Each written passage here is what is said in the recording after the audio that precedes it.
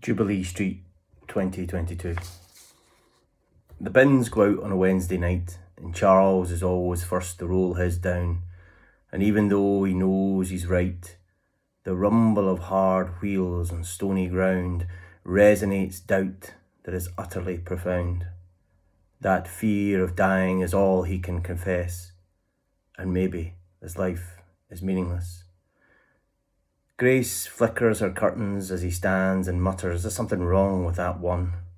With his need to be first, she understands. He's just like every other Omadon, every other patriarchal moron, every other hatred that has held her back, and once more she remembers the attack. In the distance, a seagull cry shatters, and Denise and Dave realise they've failed to understand what truly matters. The renovation, brought more than detailed, wrecked their marriage, and now they're jailed in a superficial show they designed. In their fake little fantasy, they're confined. Nikolai walks with a cha-cha-cha to the door, his forced waddle the gift of a beating. He peers through the door forevermore, waiting on past masked men revealing, hunting down what he's concealing. He shivers at the cry of the telephone. He hides from his home, all alone.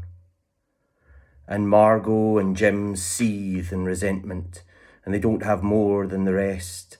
They bubble and boil in bitter contentment that they worked hard but aren't best, and are surrounded by colours they detest, and believe that the future won't last, and long for a monochrome past.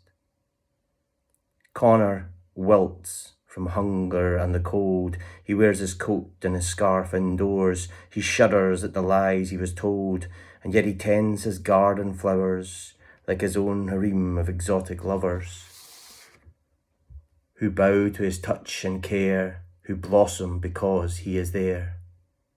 The park bench muses on the communal green, remembers the brightness of yesterdays, as Paula washes her dishes unseen and watches the dusk begin to daze. The lightening dark plays in its ways, and she cuts her finger on a soapy knife and watches pink bubbles bloom to life.